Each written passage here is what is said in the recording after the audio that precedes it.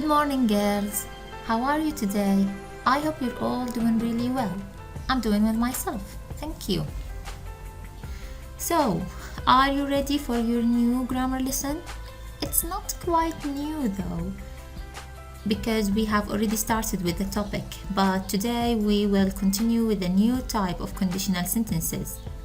So, shall we start? Here we go. Okay. Conditional sentences. Today we will be discussing the if clause type 3. So the third type of conditionals. When to use it, how to use it as usual. Let's start when to use type 3. We use if clause sentences type 3 with unreal past conditions and its probable result in the past. It is still unclear. Let's see, what does that really mean? It means that these conditional sentences are usually showing regrets or criticism. Regret, something that you wish you have done in the past, or criticism is telling someone that they should have done something in the past instead what they have already done. What does that mean? Let's make it more clear. Okay, let's imagine the situation. You were at school and your friend asked you, hey, wanna go shopping after school? And you were like, nah, I have to go home and finish my homework. I'm not going shopping with you. 3 hours later though, you were sitting on the couch feeling so bored, regretting not going, and you were like, if I had gone with them, I would have had a lot of fun. But can you do that choice now? Can you go with them? No, you can't, because they have already gone shopping and maybe went back home. So you can't, but you are imagining this situation in the past. If I had gone with them, if I had chosen to go with them, at that moment in the past, you're imagining a different situation than the one that you have already been through. I would have had a lot of fun. What would happen? What would have happened if you had chosen to go with them? You would have had a lot of fun, but you can't go now. So you're just showing your regrets. Do you understand the idea? I hope you do. Okay, now, if clause sentences are usually formed, as you know, from two parts. Now we're talking about grammatical use of if clause type 3. We have two clauses, the if clause part and the main clause. The if clause has unreal past condition, so a situation in the past that you're imagining would have happened, and its result. You're imagining, if I had done that instead of what I have done, what would have been the result? So your suggestion, a probable result in the past, okay? And it doesn't matter with which clause you start. You can start with the if clause or with the main clause. It doesn't matter, okay? Now, the verb form. If clause sentences have two parts, as we said, the if clause part and the main clause. The if clause part, since we're talking about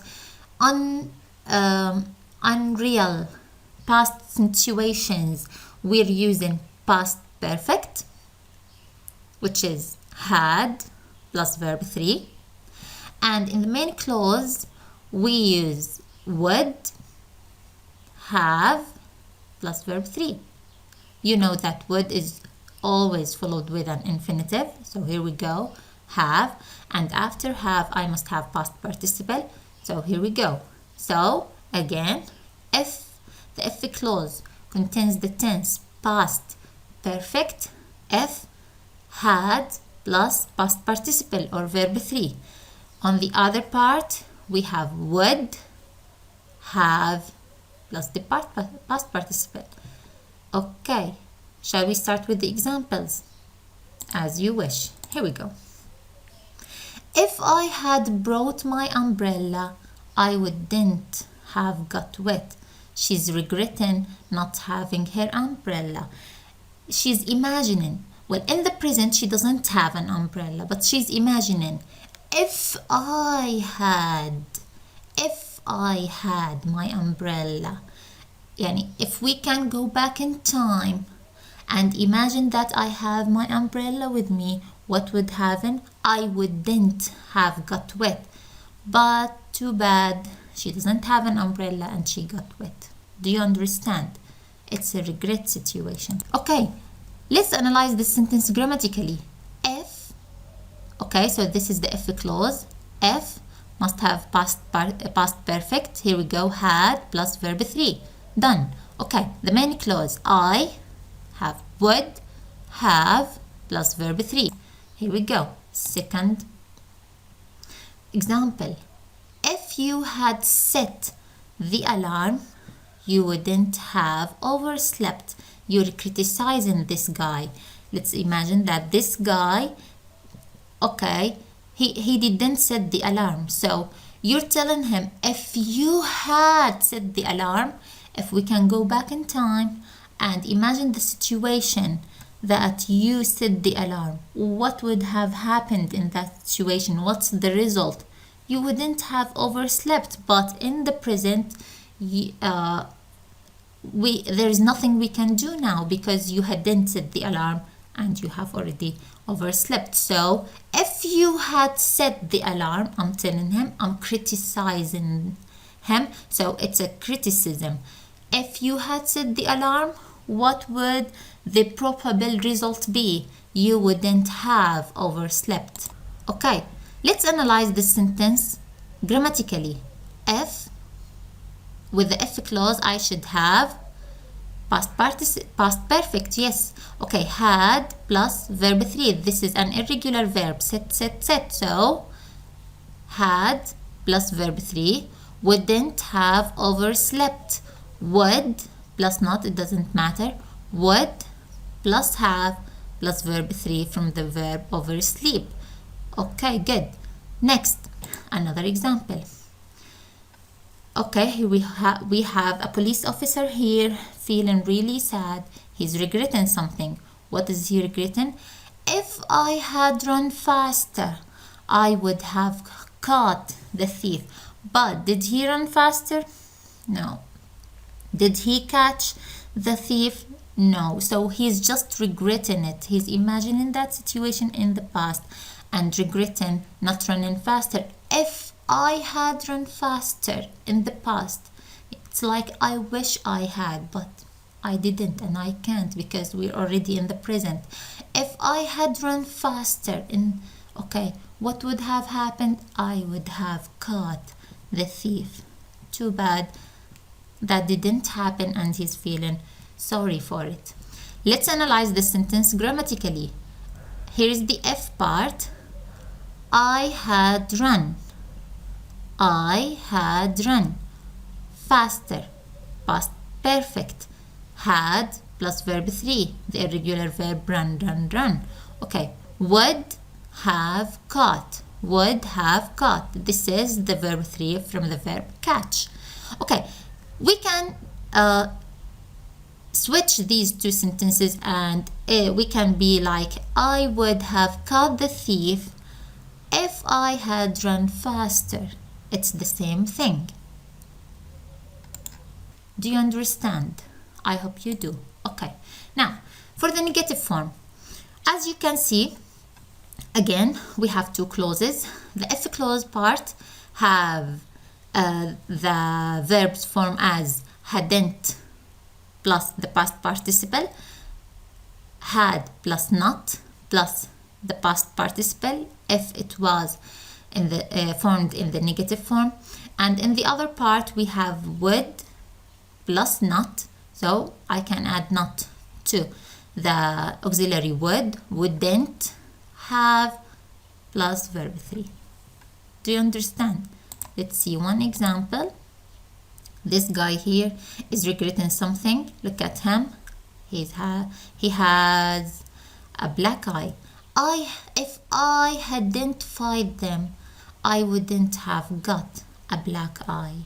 He's regretting it now because he has been bruised already, but he's imagining, if I hadn't fight them, I wish I hadn't fight them, but there is nothing that can be done now because the situation has already finished. So if I hadn't, notice this sentence grammatically, if I hadn't fight them, if had not plus verb 3.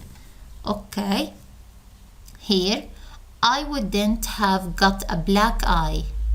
I would plus not have plus verb 3. Okay,